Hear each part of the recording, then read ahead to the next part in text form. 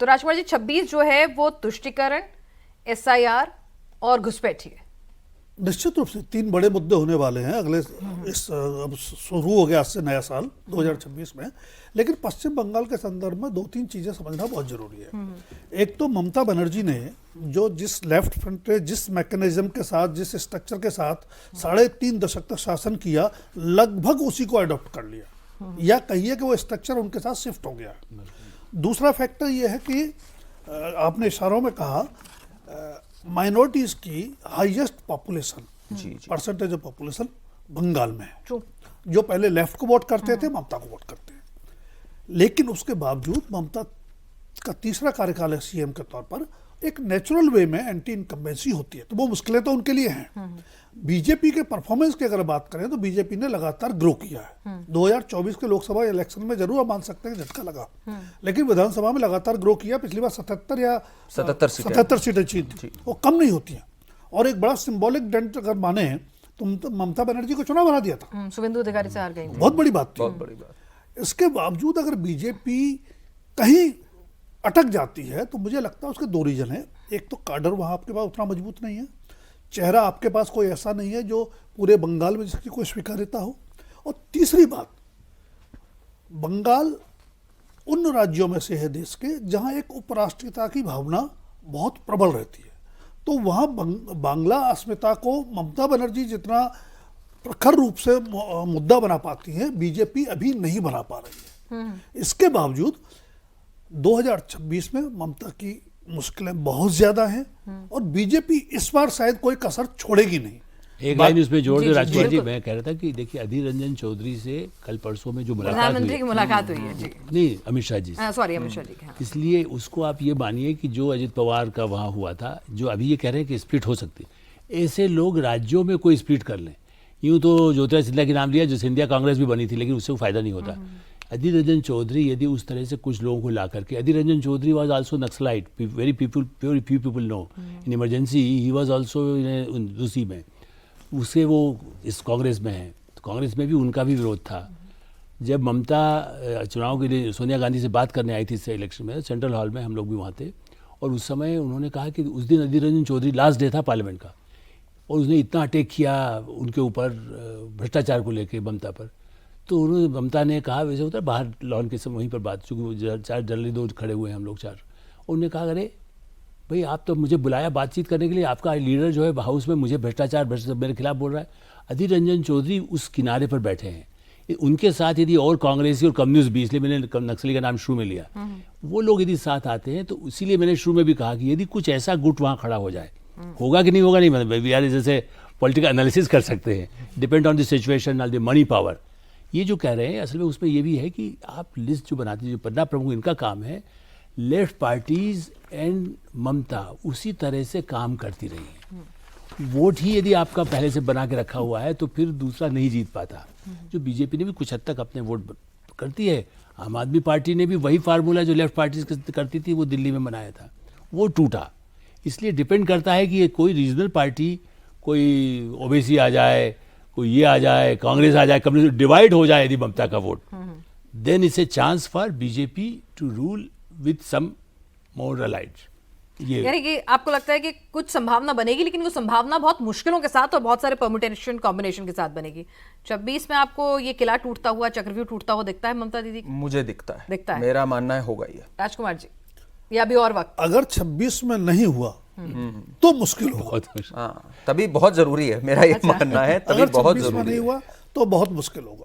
तो यानी कि 26 में पश्चिम बंगाल का चुनाव जो है वो अपने साथ सिर्फ एक राज्य नहीं बहुत कुछ लेकर आ रहा है, एक सभ्यता है। मैं तो साफ बात बोलता हूँ, ये जो हमारा बंगाल में हम देख रहे हैं, इसको अगर बचाना है तो ये चुनाव से ज्यादा महत्वपूर्ण कोई चुनाव। मुझे तो वो याद आता है 2005 में जब ममता दीदी ने लोकसभा स्पीकर की ओर कागज फेंक दिए थे और कहा था कि यहाँ घुसपैठ इतना हो रहा है, मेरे पास तो 2 लिस्ट है, बचा लो मेरे बंगाल को।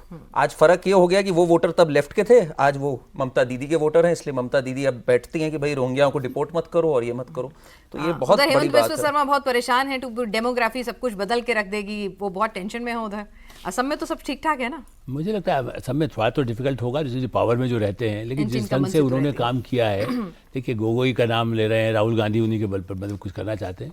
लेकिन मुझे नहीं लगता कि इस ढंग से कुछ लोग कांग्रेस के लोग तो नेचुरली सोचेंगे कि हम बदल सकते हैं, पुराने वो कांग्रेस ही रहे, मतलब कम से कम टफ फाइट देने की कोशिश तो जरूर करें। कोशिश करेंगे। लेकिन मुझे लगता है कि काफ़ी इसलिए बीजेपी का वहाँ उसको अब किला को रोक पाना, मतलब तोड़ पाना कठिन होगा कांग्रेस के लिए, खास करके वो तो मुश्किल है। बिल्कुल। हेमंता की राजनीति में कांग्रेस बाउंस बैक कर जाए, क्योंकि कहते हैं कि कांग्रेस की बी टीम जो है हेमंता के लिए काम कर रही होती है वहां पे। देखिए, एक और नाम जो हेमंता बिस्वा शर्मा, जो अलग हुए कांग्रेस से, कांग्रेस मतलब कहाँ जाके इस पे पछताए ये नहीं समझ में आता। आज पूरा एक तरह से नॉर्थ ईस्ट पे अगर मैं कहूँ तो एक रिवाइवल हो गया भाजपा का इनके कारण। स्ट्रॉन्ग लीडर, मुझे कोई सवाल ही नहीं दिखता कि हेमंता बिस्वा शर्मा हारेंगे।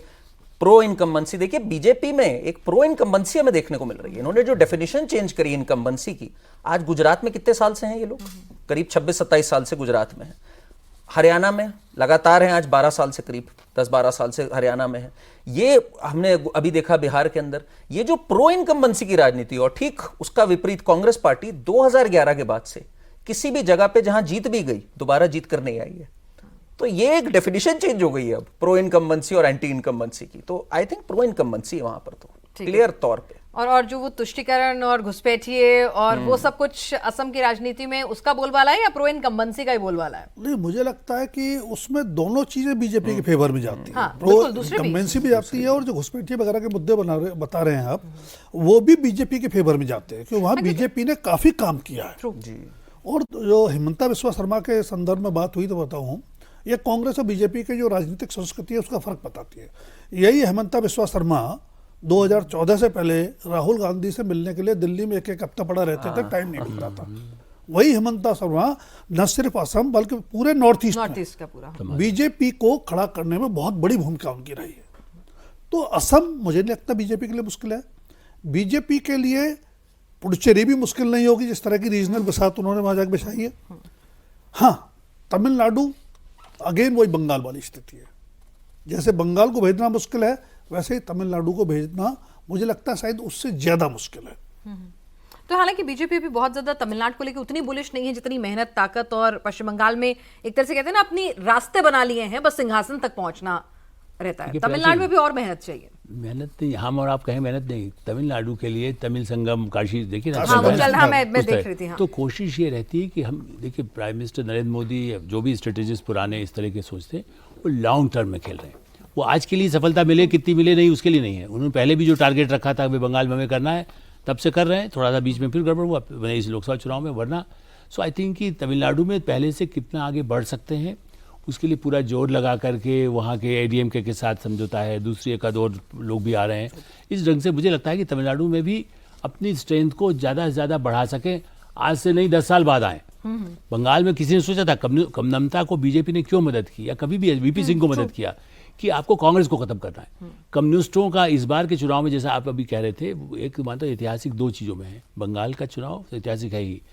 कम्युनिस्ट जो 100 साल पहले बनी थी, कम्युनिस्टों का यदि केरल में हार जाती है, और आपको आश्चर्य होगा कुछ समय में ऐसा भी था कांग्रेस को वो करने के लिए लेफ्ट के कि कुछ लोगों को बीजेपी में आरएसएस के लोग भी समर्थन कुछ कर देते थे कि चलिए ठीक है, यदि कम से कम उसका कांग्रेस कम होगा। तो डिपेंड करता है कि अब वो कम्युनिस्टों का यदि वहाँ से केरल से ख़त्म होता है, वो भी बीजेपी के लिए एक बड़ा सफलता हो सकती है कि चलिए भाई कम्युनिस्ट खत्म हो गए। लेकिन दूसरा नुकसान ये है कि कांग्रेस जीत जाए तो ठीक है, यदि वहाँ बनी रहे तो बनी रहे, वरना त्रिपुरा जैसी जगह में जहाँ लेफ्ट का बहुत अच्छा था वहाँ ख़त्म हो गई। तो इस बार का इतिहास ये है कि कम्युनिस्ट क्या भारत के सीन से, नक्सली तो मार्च में ख़त्म होने जा रहे हैं, ख़त्म हो गए हैं, अमित शाह जी ने जो कहा है, और नक्सली के साथ यदि वो कर देंगे तो ये विश्व इतिहास की भी एक बात होगी, नॉट भारत का इतिहास।